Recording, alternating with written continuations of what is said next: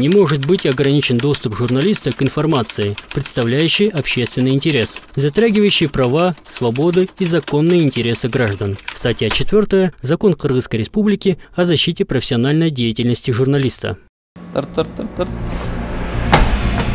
Екі жүреді бақта балалары мені. Қарап қоңыздар. Алдыда таракандардың могиласы болып қалса керек. Наке достыр бақта да бір таракан. Біліп қалыптыр. Бары көгеріп кетті. Елгі старт.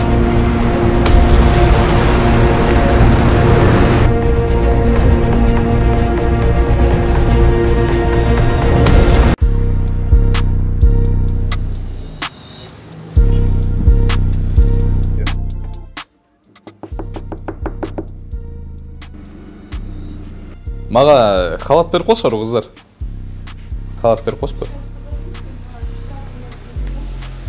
Достар, біз азыр жал кечи микрорайонунда жайгашкан Рахат Окун деген кафеге келдик. Бизди кирбей тургула деп суранып атышат. Газ баллон соответственно кухнянын ичинде турат, достар. Мындай болуш керек. Негизи. Влажная уборка канчада бир болот? Влажная уборка канчада бир болот? Монтип полдо турбаш керек да эже. Эжеке, балдарчы. Ушуларды айтып кала. Полдо турбаш керек бул жакта деген. Элдерге берип атасыңар да, азыр тем более Рамазан айында таза иштегиле да.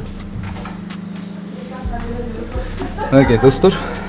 Тетини канчада бир жууган тети канализация кете турган накип толуп калган. Ошондо эле көрсөңүздөр болот, канчада бир уборка болот экенчи.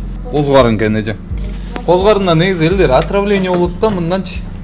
Ана монтип сактабаш керек негизичи. Муну элге бергенге болбойт да бул козгарында азыр. Биякта мисалы сиз шофер эмессиз да, Жок. Ошон үчүн айта албай атам да, негизи айтып койсоңуз мен айткан нерселерди. Монундан ушундан именно отравление болот да, муну өтөсүн эле карап коюңуз. Эже. Көрдүңүзбү? Бул жердин кирин караңыз. Мына. Кандай экен? Биянда кайра эле полдо турат. Монду алып коюңуз, э? Монду алып коюңуз. Ар жагында дагы эле олдуй жагында сковородкалар турат. Негизи ушундан да тазараак иштесеңер сонунда. Туурабы? Бону карабайсызбы, эже? Болму карасаңыз, бул жакта тамак аш жазылат да, мисалы. Бизге айтып атпайсызбы азырчы? Ушул болбош керек да, бону карагызчы.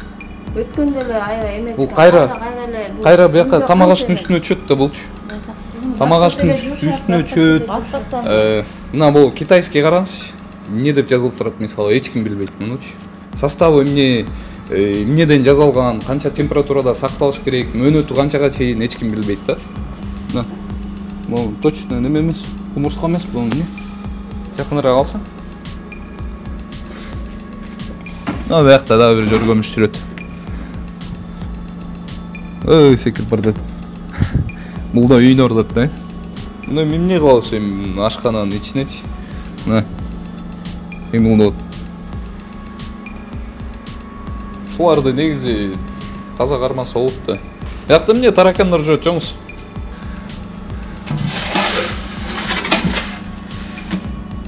Дети буруштарды тартып койган, ушундай кир болуп атса, соответственно курт кумурскалар келет да, көбөйөт. Мына бул жакта булар бар экен. Мына үстүнө чаң эле карап койсо болот. Үстүнө чаң. Мындай болбош керек да.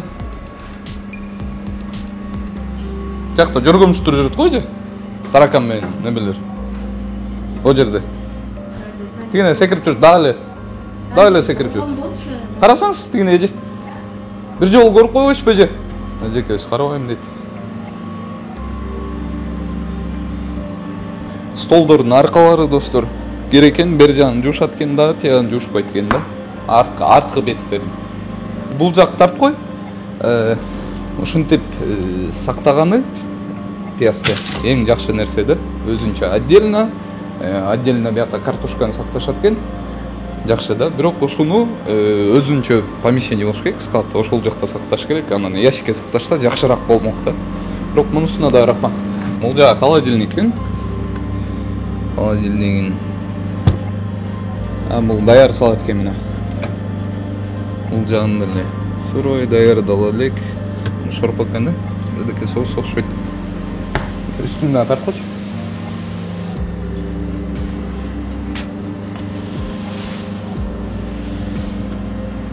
Достор, кухнясы таза экен, эмнеле деп атасыңар деп айтат болушуңар керек комментарийденчи.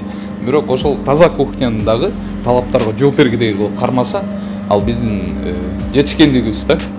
Ошон үчүн биз келип кемчиликтерин айтып берип атабыз. Момундай кылсаңар туура болот. Бул жерин тартып коюп, биягы овощной холодильникке мына нарезкалары бун кесип даярдап коюшкан. Ушунда үстүн жаап, либо өйдөрүп коюп коюш керек болчу да. Onu tartıp koy. Arıgı gogor kıt.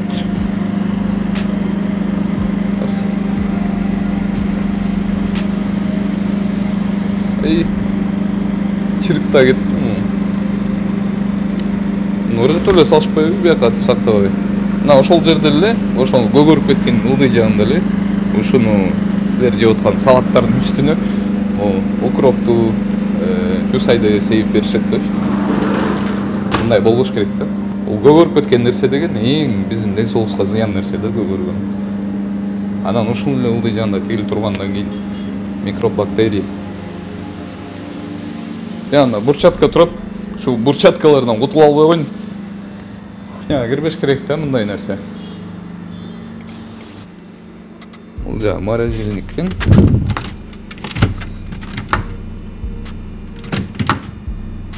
Морозильниктин. Азыр сертификат сурайын десем эч жок дейт. Кийимдер кухняга кирген болбойт. Биякта отдельный өзүнчө раздевалкасы болуш керек, ошол жерден кийиш керек да буларчы. Анан мына бул жагында эле таза идиш аяктары турат. Таза идиш аяктары ушулардын арасында турбаш керек негизи. Биякта ошо бир ягында кайра эле бурчатка турат достор. Ошо анан биякта ачкыч жүрөт. Ключ. Мына сен брашат экен ушул жерден. Бүт кухняларда, Бишкек шаарынын полный бүт кухняларында ушулар бар экен да. Ушундан да кутула албай койдук достор. Мына плоскогубцы. Буну айтып коеюн берки ишкерлерге дагы, башка дагы кафенин ээлерине. Ушундай нерселер кухняга кирбеш керек. Такыр эле плоскогубцы, ачкыч деген нерсе. Бул жагында мына идиш аяк экен. Жана мясо в горшочке деп коет го, ошондойлорду, ана шорполорду ушуга салып беришчү. Ана ушундай шартта болмат экен. Эми булар муну деген таза идиш аяк деп эсептеп атышат да. Ошондо бул жагы мойка экен. Мойканын кебетеси ушул. Таза идиш аяк. Анан бияка коюп туруп, анан тияка чыгат экен да, мындай ключ кирлердин арасында. Өзүлөрүнүн жашнакай эле кухнясы бар экен, анан ошону талаптарга жооп бергидей кылып кармашсабы деген ойдо биздики. Бул жакта каралыңыздар. Бул нин майы. Неге колдонушат, эч нерсеси жок. Бул жакта калампир экен. Ушундай шарт экен. Тартсаң жакыныраак. Таракан кет. Тарт. Таракандар да бар экен да бияктачы. Эң өкүндүргөн нерсе да мени, достор, ушул таракан. Анан жаңы элеке калампирдин ичинде жүрөт экен да ошондочу тараканчы. Кийине. Кайгына кирип кет. Кайра качпай, 2-3 жүрөт биякта балдары менен.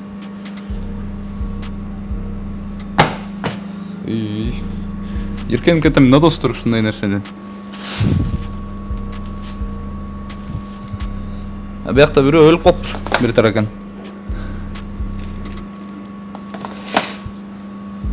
Ушулардан кутулушпайбы? Азырга шаарда Дезис деген ушул тараканды кетирген бир фирма чыгып атат го. Таракан тапкандан кийин, соответственно, катуураак текшеребиз. На. Биякта да карап кой. Достор, карап коюңуздар. Бай куштар өлүп калышыптыр.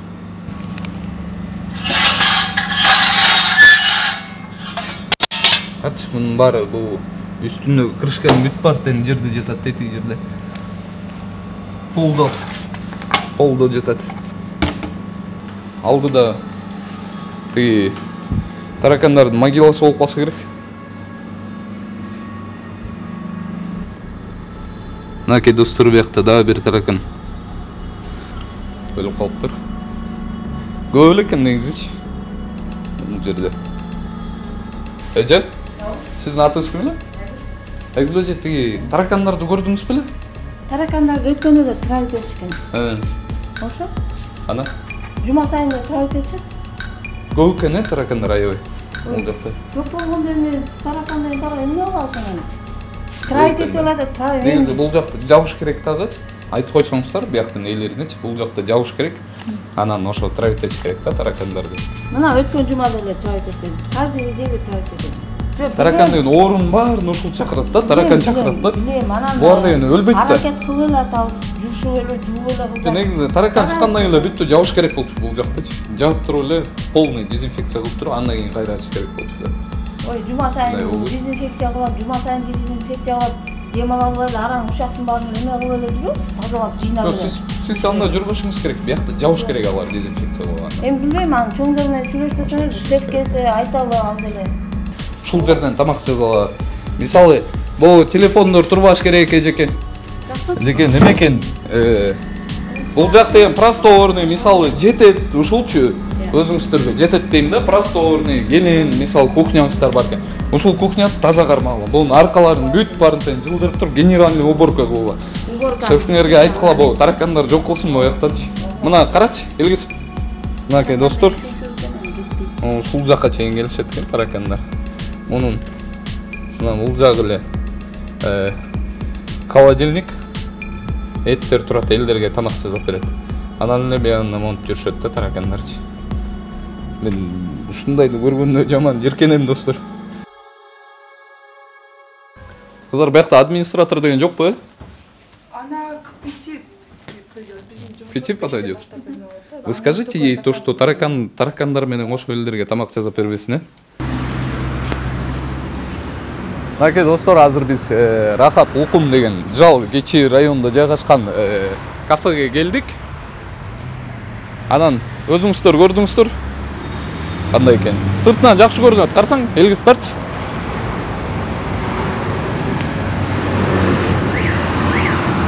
Бул жакта көбүнчө сотрудниктер кечки ифтарда келебиз дейт. Бияктын администратору ошолордун бүт партия кечинде ифтарда келишет экен да, бирок күндүзү биякта таракандар жүрөт. Кечинде кайра эле ошол таракан жанагылар менен тамак жасап беришет да элдерге.